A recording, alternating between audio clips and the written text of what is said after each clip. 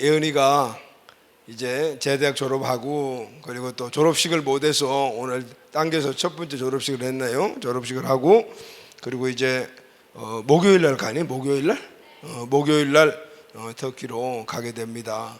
이제 훈련은 그래도 다행히 잘 받고 졸업식을 못해서 가는 게 좀 안타까운데 다행히 또 비전에 대해서 우리가 함께 공유하고 터키에 훈련 선교사로 파송하게 되니까 너무 감사하죠. 먼저 이미 열방의 선교사의 자질을 갖도록 훈련시키시고 또 우리 비전을 공유하게 하셔서 이제 터키에 가서 열린 모임도 열고 이제 앞으로 우리 100 비전교회 중에 또한 교회를 세우는 일을 이제 틀을 만들어 나갈 텐데 하나님의 은혜 같아요. 할렐루야, 아멘. 아까 간증에서도 나왔듯이 우리 비전 영상에 보게 되면은 거기에 우리 신선교사님하고 쭉 나오는데 이렇게 커서 이제 우리 교회에 훈련 선교사가 됐다니 너무 감개무량하고 그리고 또 너무 감사하죠. 또 우리 예은이를 통해서 하나님 열방 땅에 그것도 터키 땅에 이루실 큰 하나님의 역사하심이 기대가 됩니다. 아멘. 계속해서 여기 있는 것 같이 그렇게 교제하고 연락하고 하면서 앞으로 노학부 공부 마치고 그리고 그곳에서 세워지는 귀한 또 터키의 베델 비전 교회, 그래서 우리가 함께 기도할 때 큰 역사 있게 될 줄로 믿습니다. 아멘. 자, 하나님의 은혜가 우리 안에서 우리 모두에게 넘치기를 예수님의 이름으로 축원합니다. 오늘 가정에서 영상으로 예배드리는 또 우리 다음 세대 또 우리 청년 공동체 온 가족들에게도 이 은혜가 있기를 바랍니다. 아멘. 갈라디아서 2장 20절을 우리가 함께 지금 쭉 강해해 나오고 있는데 중간중간에 또 다른 행사들이 많아가지고 좀 연결성이 떨어졌습니다. 오늘은 5번째 시간입니다. 제목은 내 안에서 그리스도가 다스리신다. 아멘. 내 안에서 그리스도가 다스리신다 라는 제목으로 함께 말씀 나누겠습니다. 갈라디아서 2장 20절 이 말씀은 우리 성경 전체에 이 성경 말씀 전체의 DNA다. 다시 말하면 성경의 전체 이 핵심이 바로 갈라디아서 2장 20절에 들어있다라고 말할 수가 있습니다. 모든 이 성경의 그러니까 함축한 엑기스와 같은 내용이 바로 핵심적인 메시지가 오늘 갈라디아서 2장 20절 짧은 이 구절 안에 꽉 차 있습니다. 자, 우리 갈라디아서 2장 20절 말씀을 다시 한번 우리 읽도록 하겠습니다. 갈라디아서 2장 20절 우리 다 같이 읽도록 시작. 내가 그리스도와 함께 십자가에 못 박혔나니 그런즉 이제는 내가 산 것이 아니요 오직 내 안에 그리스도께서 사신 것이라. 이제 내가 육체 가운데 사는 것은 나를 사랑하사 나를 위하여 자기 몸을 버리신 하나님의 아들을 믿는 믿음 안에서 사는 것이라. 아멘. 자, 이제 갈라디아서 2장 20절 이 말씀 전체를 보게 되면은 중심과 함께 앞뒤 전반절 후반절로 나눠지는데 그 중심에 바로 중심 단어가 바로 그리스도라는 말이에요. 자, 그리스도는 이 갈라디아서 2장 20절의 중심이고 말씀 띄워놨니? 그냥 띄워놔. 갈라디아서 2장 20절의 중심이고 그리고 또 이 성경 전체의 중심이며 그리고 또 세상 전체의 중심이에요. 또 하나는 내 인생의 중심이다. 할렐루야. 내 인생의 중심이 누구인가 하면은 바로 그리스도다라는 것입니다. 그래서 갈라디아서 2장 10절은 두 부분으로 나누어져요. 전반절은 그리스도가 나를 위하여 하신 일이 기록되어 있고 후반절은 내가 그리스도를 위해서 해야 될 일이 기록이 되어 있습니다. 전반절에 그리스도가 나를 위해서 하신 일은 십자가에 못 박히시고 지금은 내 안에 계신다. 아멘. 후반절에는 내가 해야 할 일은 나는 그리스도를 위해서 산다라는 겁니다. 그리스도가 중심이 된 이유는 그리스도는 나를 위해서 어떤 일을 하셨고 그리고 또 그리스도를 통해서 나를 위해 하신 그 일의 은혜를 입은 우리는 그리스도를 위해서 어떻게 살아가야 하는가. 이 말씀이 오늘 이 갈라디아서 20장 20절의 말씀의 핵심이죠. 이 두 절 내용의 중심에 바로 그리스도가 계십니다. 그래서 그리스도가 나의 믿음과 신앙의 중심 이렇게 이야기할 수가 있습니다. 또 그래서 나의 믿음과 신앙은 항상 그리스도가 중심이 되어야 한다 이렇게 말씀할 수가 있어요. 그리스도가 나를 위해서 그럼 하신 일이 뭐라고 말씀했죠? 십자가에 못 박혔나니, 이렇게 기록해요. 십자가에 못 박혔나니, 그리스도가 나를 위해서 하신 일은 십자가에 못 박히신 일을 하신 거죠. 자, 이 사실은 너무너무 중요해요. 그리고 우리는 이 사실을 확실하게 알아야 돼요. 그리고 이 사실이 우리에게 믿음이 되어야 해요. 할렐루야. 왜냐하면 그리스도가 내 삶의 중심이 될 이유가 바로 그리스도가 나를 위하여 십자가에 못 박힌 일 때문입니다. 내가 그리스도를 영원히 잊으면 안 될 이유가 바로 십자가에 못 박히신 일 때문입니다. 내가 영원히 그리스도를 사랑할 수밖에 없는 이유도 그리스도가 나를 위하여 십자가에 못 박히신 일 때문이에요.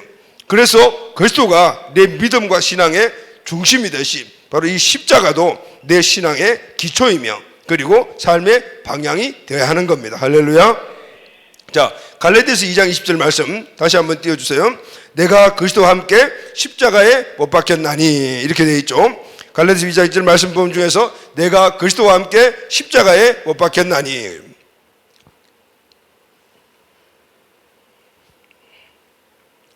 자, 여기 보게 되면은 내가 그리스도와 함께 십자가에 못 박혔다라는 말이 나오죠. 말씀이 나오는데 내가 십자가에서 죽었다. 여러분, 십자가는 죽음을 이야기를 하잖아요. 그럼 내가 십자가에 못 박혔다라는 말은 내가 십자가에서 죽었다라는.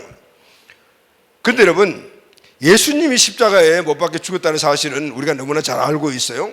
그런데 본문은 나도 십자가에 못 박혀 죽었다라고 말합니다. 자, 좀 황당한 말이잖아요. 지금 우리가 멀쩡하게 살아있잖아요. 그런데 내가 십자가에 못 박혀 죽었다는. 자, 죄를 지은 사람은요, 두 가지의 죽음을 맞게 됩니다. 그래서 우리는 이 죽음에 대한 부분들에 대해서 정의를 새롭게 가져야 돼요. 자, 죽음에는 두 종류가 있어요. 법적인 죽음과 육체적인 죽음이 있습니다. 죄를 지은 사람에게 재판장이 십자가의 사형을 선고하면 그는 먼저 첫 번째 법적으로 죽는 존재가 되죠. 그리고 또 끌려가서 십자가에 못 박혀서 육체적인 죽음을 당해요. 그래서 이 두 가지 죽음이 있어요. 갈라디아서 2장 10절에 내가 죽었다라는 이 말은 바로 이 법적인 죽음을 말하는 겁니다. 그런데 이 죽음은 내가 죽은 것이 아니에요. 그리스도가 나 대신 죽어준 겁니다. 죽어주신 죽음이에요. 그리스도가 과거에 죽었습니다. 과거에 그리스도가 죽었을 때 나도 함께 죽었다라고 바로 법적으로 판정을 하면 재판장이 너도 예전에 그리스도가 죽었을 때 죽었어, 이렇게 법적으로 딱 판정을 내린 것, 이것이 바로 우리의 첫 번째 지금 여기서 말하는 죽음이다. 내가 죽었다라는 말이에요. 그래서 내가 그리스도와 함께라는 단어를 사용하고 있는 것을 볼 수가 있어요. 자, 갈라디아서에서는 또 하나의 죽음이 나와요. 갈라디아서 5장 24절 말씀을 보면은 그리스도 예수의 사람들은 육체와 함께 그 정욕과 탐심을 십자가에 못 박았느니라 그랬어요. 갈라디아서 5장 24절 좀 띄워주세요. 띄워졌니? 자, 그리스도 예수의 사람들은 육체와 함께 그 정욕과 탐심을 십자가에 못 박았느니라 그랬어요. 여기 보면 십자가에 못 박았다라는 말이 나오죠. 이 말씀은 십자가에 죽었다라는 말인데, 근데 이 말씀의 행의 주체가 바로 나예요. 내가 나를 죽였다라는 뜻이거든요. 자, 이 죽음은 법적인 죽음이 아니고 실제적인 육체적인 죽음을 말합니다. 이 죽음은 일생에 걸쳐서 일어나는 죽음이에요. 그래서 고린도전서 15장 32절 보면은 사도 바울은 나는 날마다 죽노라 라고 말씀하잖아요. 바로 그 죽음을 이야기를 해요. 지금도 계속 죽어야 한다라는 것입니다. 자, 그러면은 무엇을 죽어야 되는가? 무엇이 죽여야 되는가? 골로새서 3장 5절 말씀을 보면은 그러므로 땅에 있는 지체를 죽이라, 이렇게 말합니다. 오늘 우리가 죽여야 될 것이 무엇인가 하면은 지체를 죽이는 거예요.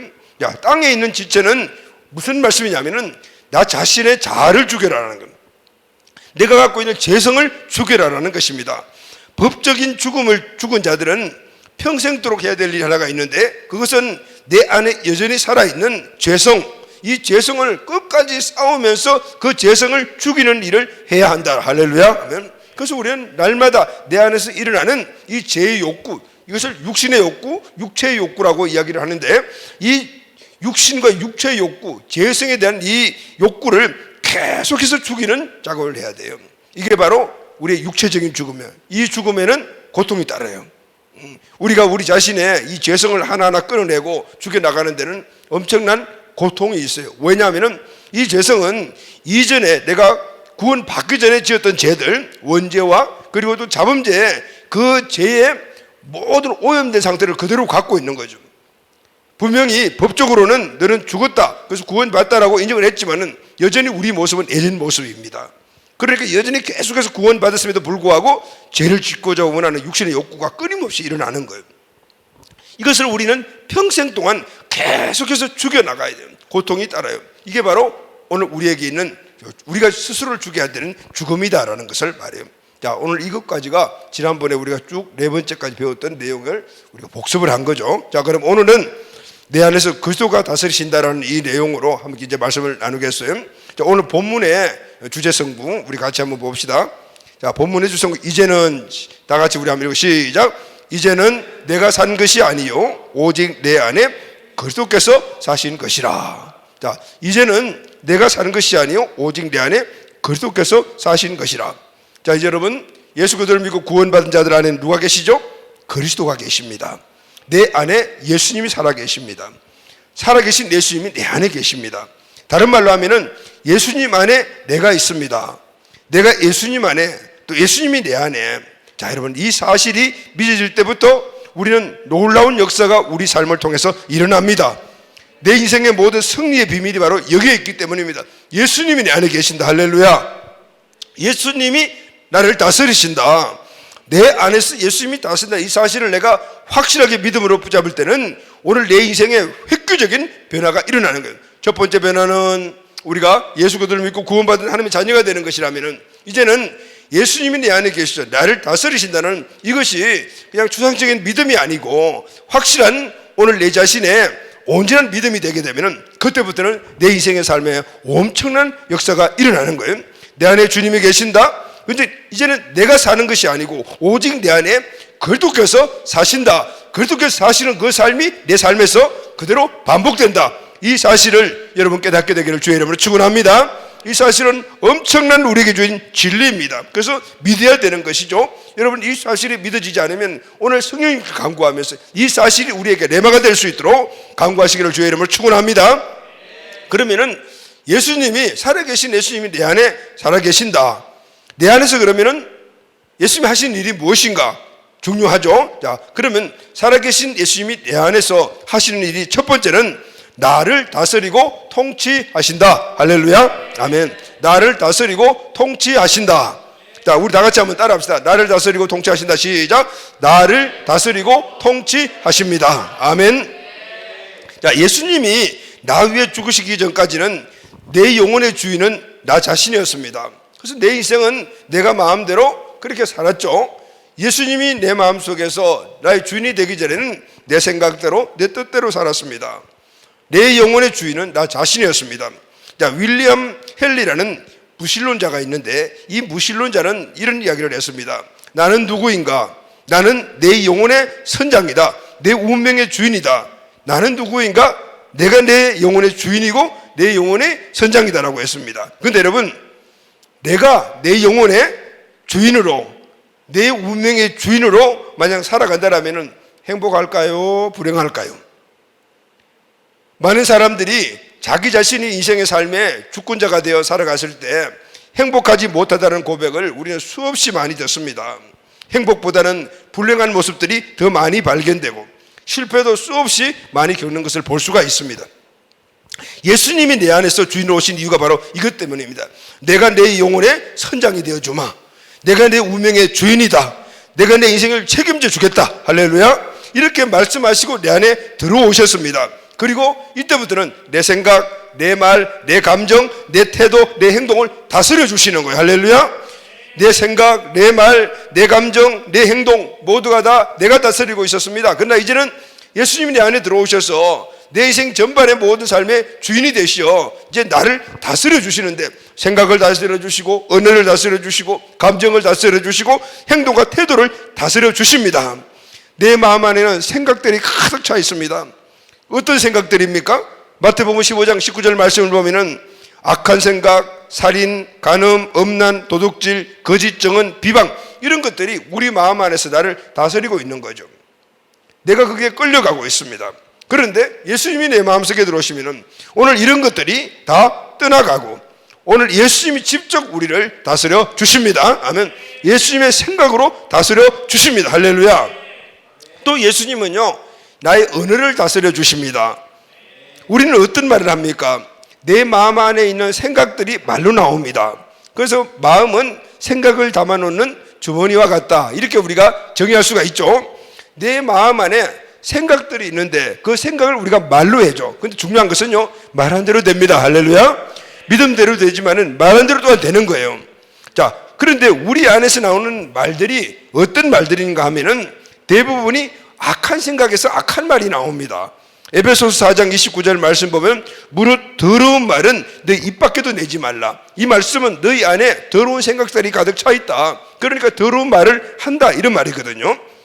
또 잠언 12장 18절 말씀 보면 혹은 칼로 찌름같이 함부로 말하거니와 지혜로운 자의 혀는 양약 같으니라 그랬습니다. 다시 말하면 오늘 우리 마음 안에 칼로 찌르는 것 같은 그런 생각들이 있는 거죠. 여러분, 칼로 찌른다는 게 뭐죠? 칼로 찌르면 어때요? 아프죠. 오늘 우리는 이 말로 사람의 마음을 아프게 하는 사람들이 너무 많습니다. 칼로 찌름같이 그렇게 찌르는 말을 하는 사람들이 많은데 그 말을 하는 이유는 마음속에 그런 찌르는 말을 하는 그 생각이 들어있기 때문이에요. 아무리 공부를 많이 하고 교양 교육을 받았다 해도 오늘 이런 말과 감정과 생각들은요, 피할 수가 없습니다. 왜냐하면 우리 안에 있는 죄성에서 나오는 것이기 때문입니다. 예수님이 내 안에 계시하고 이 문제를 해결하려면 예수님이 내 생각과 마음을 다스리는 길밖에 없는 거죠. 아무리 내가 공부를 많이 하고 수양을 하고 철학을 공부하고 논리를 공부하고 그렇게 했다 하더라도 다스릴 수가 없는 거죠. 오늘 죄의 이 속성, 이 죄의 강력한 힘을 이길 수 있는 것들을 생각해 아무것도 없어요. 왜냐하면요, 마귀가 심어놓은 것이기 때문입니다. 마귀는 강력한 그런 능력을 갖고 있어요. 그래서 그 능력으로 심으는 이런 생각과 말들, 우리의 이런 것들은 내가 절대 고칠 수가 없어요. 어떤 세상의 학문도 고칠 수가 없어요. 수양을 한다라고 고쳐지는 것이 아니에요. 오늘 이 마귀의 능력보다 더 능하신 예수 그리스도의 능력만이 이 문제들을 해결할 수가 있는, 할렐루야, 이걸 다스릴 수 있는 것이죠. 그래서 우리 안에는 예수님이 계셔야 하고 예수님께서 나의 이 말을, 생각을 다스려 주셔야 하는 거예요. 그래야만이 우리는 사랑의 말을 할 수가 있습니다. 믿음의 말을 할 수가 있습니다. 격려하고 덕을 세우는 말을 할 수가 있습니다. 사랑의 말 그냥 하면 되지 하지만 그렇지 못합니다. 그러나 예수님이 오늘 우리 은혜를 다스려 주시게 되면은 원수까지도 사랑할 수 있는 그런 말을 할 수가 있게 되는 겁니다. 예수님은 우리 안에서 내 감정을 다스려 주십니다. 우리의 감정은 하나님의 아름다운 선물입니다. 그런데 죄 때문에 오염이 되었습니다. 에베소서 4장 30절 말씀 보면은 너희는 모든 악독과 노함과 분냄과 떠드는 것과 해방하는 것을 모든 악의와 함께 버리라 라고 말씀하셨죠. 여기에는 악독, 노함, 분냄, 떠드는 것, 해방하는 것 모두가 다 감정의 영역입니다. 모두가 다 하나님이 원래 주신 감정이 죄로 말미암아 찌그러지고 오염되고 그래서 이런 잘못된 감정들이 우리에게 있는 겁니다. 이렇게 상해진 감정을 그대로 두면 반드시 이 감정이 우리가 끌려가는 노예가 되는 거예요. 상한 감정에 끌려가는 노예가 됩니다. 그래서 예수님은 오늘 우리 안에서 우리의 이 상한 감정을 다스려 주십니다. 할렐루야. 성경 말씀에 보게 되면은 예수님께서 민망히 여기사라는 말씀이 나오잖아요. 민망히 여기다라는 말은 불쌍히 여긴다는 뜻입니다. 바로 이것이 예수님의 감정입니다. 예수님은 우리 영혼함을 보면서 민망히 여기셨습니다. 불쌍히 여기셨습니다. 왜냐하면 상한 감정을 가지고 실패의 삶으로 가고 있는 모습들을 봤을 때 예수님의 감정이 바로 그들을 민망히 여기는 감정으로 나타났다, 그 말입니다. 예수께서 우시는이라는 그런 말씀도 나오잖아요. 이 눈물입니다. 이 모든 것들은 예수님의 감정입니다. 우리 안에 예수님이 사신다면 우리의 생각, 언어, 감정, 행동 달라질 수밖에 없습니다. 예수님이 다스리기 때문입니다. 그렇다면은 그냥 저절로 예수님이 내 안에 계시니까 우리의 생각이나 감정이나 언어나 아니면 우리의 태도들이 바뀌어지는 거 아니에요. 우리가 다스림을 받아야 해요. 예수님이 다스릴 때 다스림을 받아야만이 오늘 우리의 이 모든 예수님의 다스림 속에서 우리의 변화가 일어나는 겁니다. 자, 그렇다면은 내가 예수님의 다스림을 받기 위해서는 해야 될 일이 무엇일까요? 자, 두 번째, 나는 예수님의 다스림에 어떻게 순종해야 합니다. 할렐루야 하면 예수님이 나를 다스릴 때 순종해야 합니다. 자, 한번 따라합시다. 예수님의 다스림에 순종해야 합니다. 시작. 예수님의 다스림에 순종해야 합니다. 자, 예수님이 나를 다스리기를 원하지만은 그러나 내가 아닙니다. 이렇게 불순종하면은 다스림을 받을 수가 없고 다스림을 받지 못하면은 변화가 일어나지 않는 겁니다. 우리는 예수님이 우리 안에서 나를 다스려 주실 때 우리는 그 다스림에 순종할 때 우리에게는 변화가 일어나는 겁니다. 할렐루야. 바로 순종입니다. 내 안에 예수님이 나를 달 때 내가 해야 될 일은 예수님의 다스림에 적극 순종하는 겁니다. 내 안에 계신 예수님에게 내 몸과 영혼을 완전히 맡겨버리는 겁니다. 그때 예수님이 나를 완전히 다스려 주십니다. 맡기는 거죠. 그런데 중요한 것은 다 맡겨야 돼요. 할렐루야. 다 맡겨야만이 다 다스려 주시고 모든 면의 변화가 일어나는 것입니다. 다 맡겨야 되는 겁니다. 여러분, 맡기는 거 중요하죠. 오늘 예수님이 나를 다스려 주실 때 내 자신 영혼 육을 맡겨버리는 거예요. 그럴 때 예수님이 그걸 전체적으로 책임져 주시고 완전히 다스려 주시는 겁니다. 맡기지 않으면 다스림 받을 수가 없죠. 우리가 찜질방에 가게 되면 옷을 바꿀 때 거기 보면 딱 서는 글 하나 있죠. 기중품은 맡기세요. 맡기지 않으면 분실이 돼도 책임져 주지 않습니다.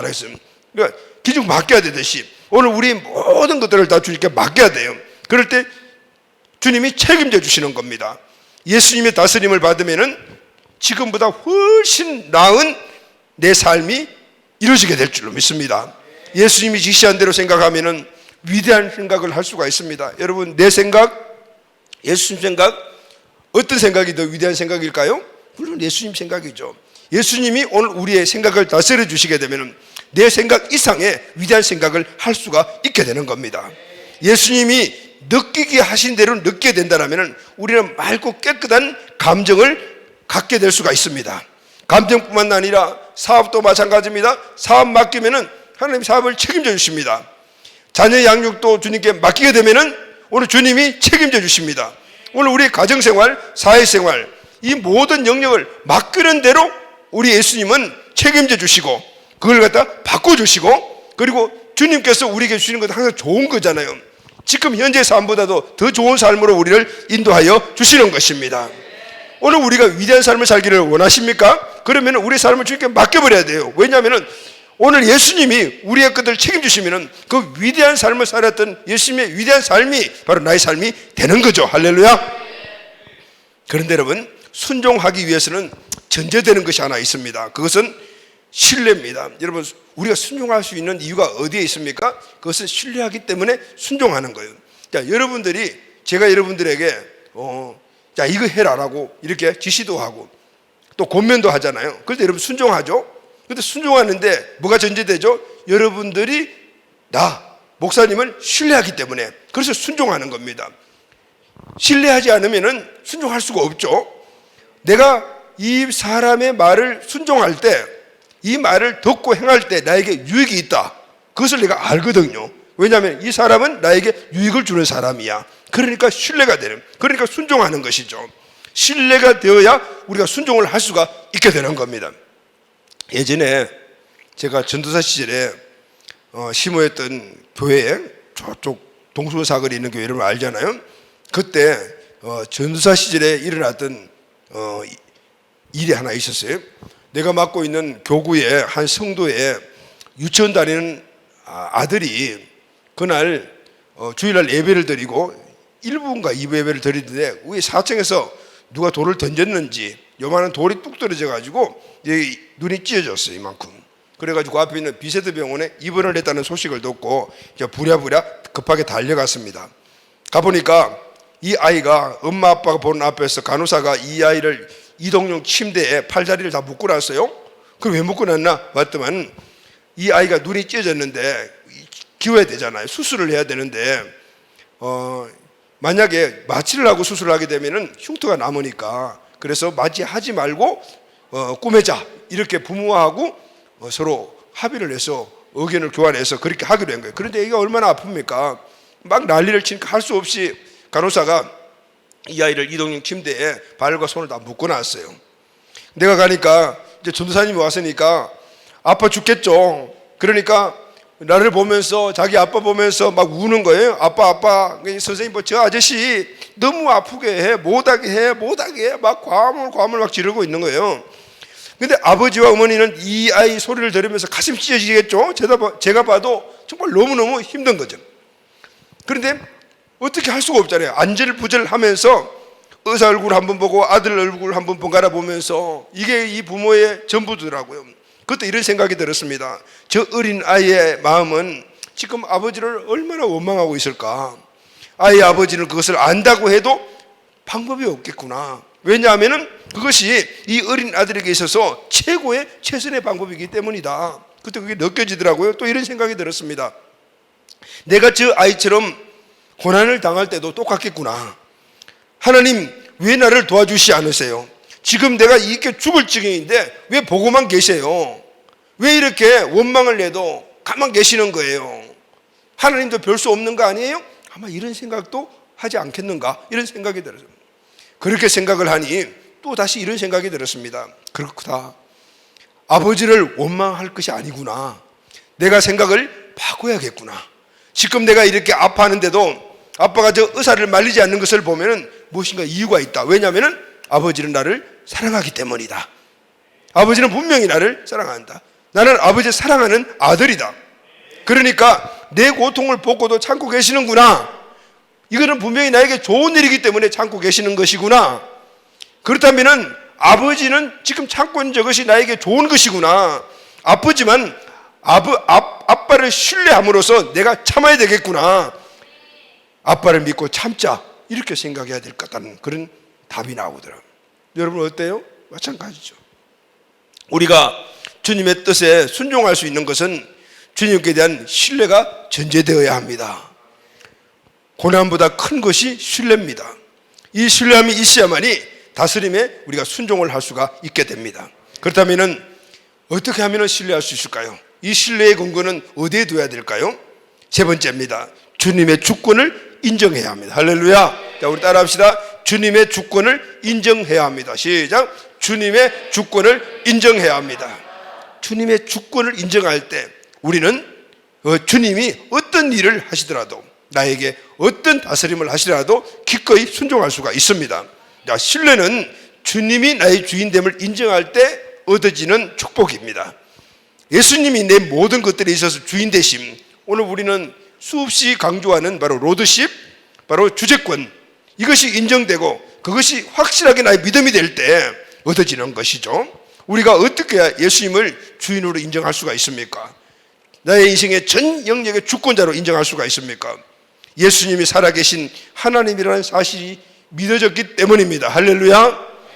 주는 그리스도시요 살아계신 하나님의 아들이십니다. 아멘. 예수님은 살아계신 하나님이십니다. 하나님의 아들이십니다. 이 사실이 확실히 우리에게 믿어지게 될 때 우리는 그분을 신뢰할 수가 있고 그분의 말씀에 전적으로 오늘 우리가 순종할 수가 있습니다.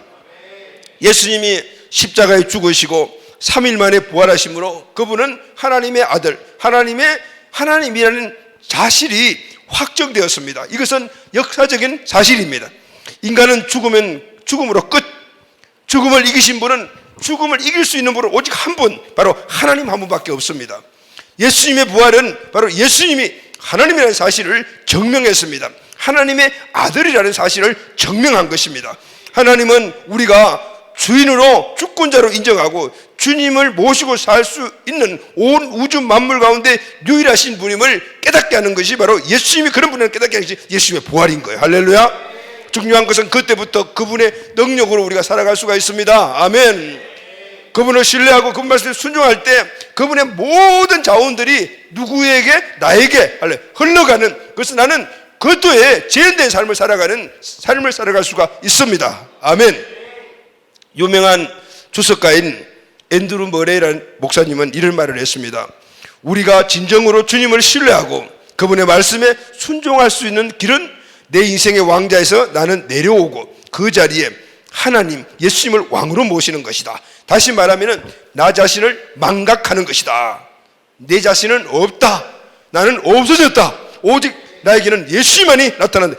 이럴 때 우리는 온전한 순종의 삶을 살아갈 수 있다. 이렇게 머레이 목사님 말씀했습니다. 내 안에 계신 주님이 나를 통해서 하고자 하는 일을 마음껏 할 수 있도록 내가 절거의 통로가 되어드리는 겁니다. 할렐루야. 하나님은 내가 하나님을 주인으로 인정하고 모든 우선소리를 하나님께 드릴 때 그 순간부터 나를 통해서 일하기 시작하십니다. 아멘. 그래서 하나님은 우리에게 순종을 요구하시는 거예요.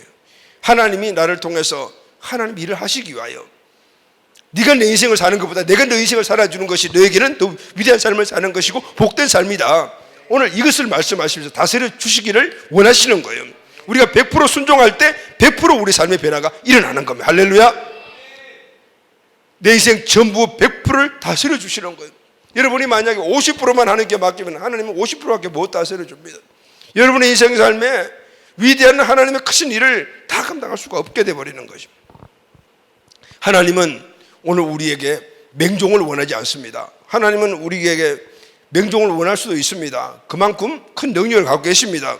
한번 한번 주시면 우리 꼼짝 못하고 해야 되죠. 그러나 하나님은 그렇게 맹종을 원하지 않으십니다. 자발적인 순종을 원하시는 것입니다. 그 순종에는 하나님의 역사가 반드시 나타납니다. 우리가 하나님의 말씀에 자발적으로 순종하면 분명히 하나님이 역사하여 주십니다. 그래서 믿음으로 나아가면 하나님의 모든 능력이 바로 오늘 이 자발적인 순종에서 나타나는 거예요. 내 안에 계신 주님이 말씀하시는 것에 그 음성을 듣고 그 음성을 따라 바로 순종하면 하나님의 능력이 나오게 되는 겁니다. 아멘. 모든 부흥, 모든 기적, 모든 승리, 내 나가는 모든 삶의 풍성함, 모든 역사가 여기서 나오는 거예요. 하나님이 말씀하실 때 그 말씀을 자발적으로 100% 순종하게 되면은 그 역사가 하나님의 능력으로 내 삶 가운데서 분명히 일어나게 되는 겁니다. 우리의 믿음은 하나님이 주권자가 되시는, 하나님이 주인 되시는 믿음. 그래서 그분의 말씀에 내 인생의 삶을 드리고 순종하는 것, 이게 바로 우리의 믿음인 겁니다. 사명도 마찬가지입니다. 난 지극히 작은 자, 죄인 중에 괴수, 무익한 나를 부르셔서 간절한 기대와 소망 부끄럽지 않게 십자가 져게 하셨네.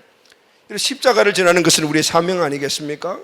교회를 세우고 영혼을 구원하고 제자를 세우는 것, 다 이것이 우리에게 주신 사명인데, 그런데 이 사명을 누구에게 주셨죠?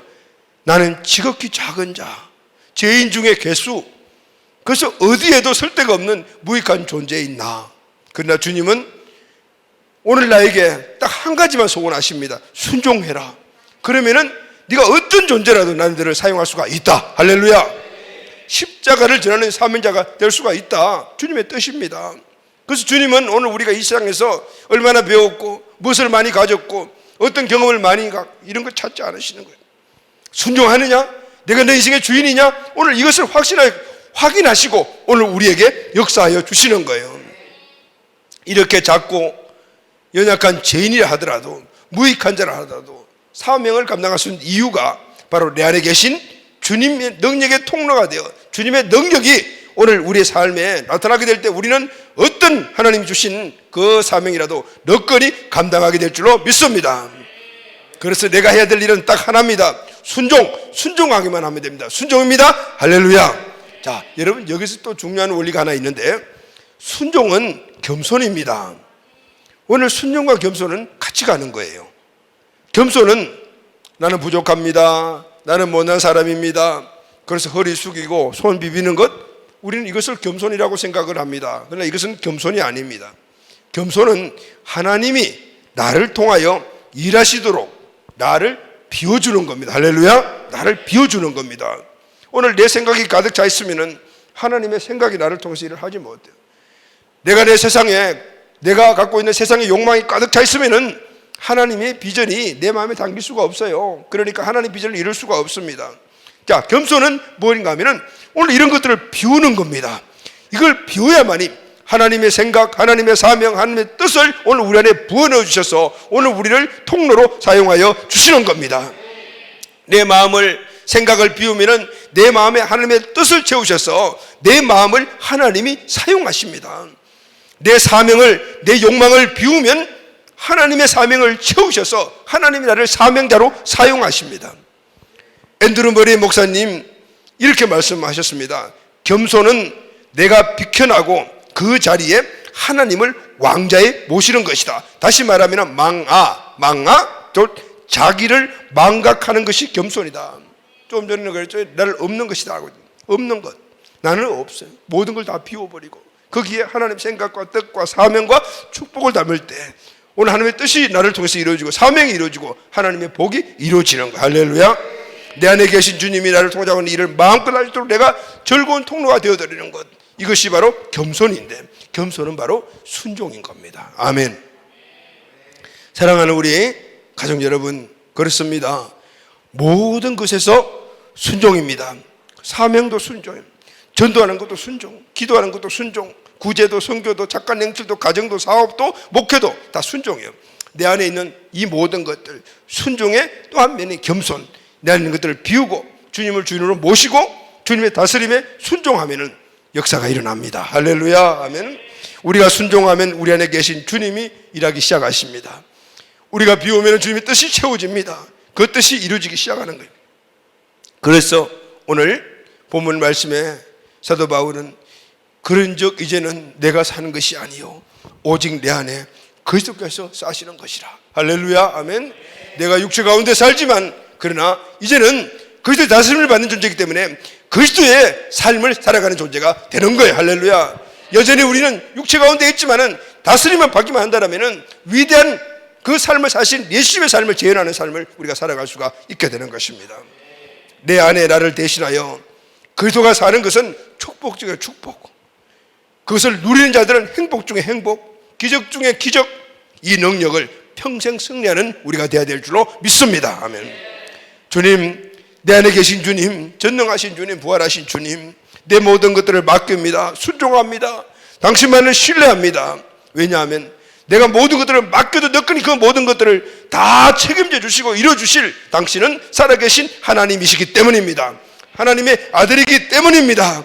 자녀가 되게 해주신 것을 감사합니다. 이제 사명 주신 것도 감사하며 오늘 우리가 사명의 통로가 되기를 원하며 하나님 주신 축복의 통로가 되기를 원합니다. 나를 사용해 주십시오. 가장 중요한 우리 계신 축복이 무엇이겠습니까? 십자가를 전달하는 사명입니다. 지역과 민족 열방에 영혼을 살리고 그들 제자를 세우고 교회를 세우며 하나님의 나라를 확장시켜 나가 모든 열방 민족들이 하나님의 번성 번영의 아브라함의 복을 누리는 이게 우리가 지금 가장 큰 존재의 목적이며 사명인 것이죠. 연약할수록 좋아요. 부족할수록 더 좋아요. 아무것도 모르는 것이 더 좋아요. 그래야만이 하나님 우리를 마음껏 사용할 수 있기 때문에 오늘 우리는 이 사명의 부르심을 깨닫고 내 안에 있는 것들을 비우며 하나님이 사용 못하실 만한 그런 존재들이 내 안에 생각이나 감정이나 0.0001%도 있는가 늘 깨달고 그것을 끌어내고 찾아내고 그걸 뿌리쳐 뽑아버리는 이 일들을 우리는 계속해야 그래야만이 주님을 신뢰할 수가 있고 그래야만이 주님을 순종할 수가 있고 그래야만이 주님 주신 위대한 삶을 재현할 수 있는 그분의 부르심에 합당한 삶을 살아갈 수가 있게 되는 거예요. 아멘. 오늘 이 삶이 저와 우리의 삶이 되기를 예수 그리스도 이름으로 축복합니다. 아멘.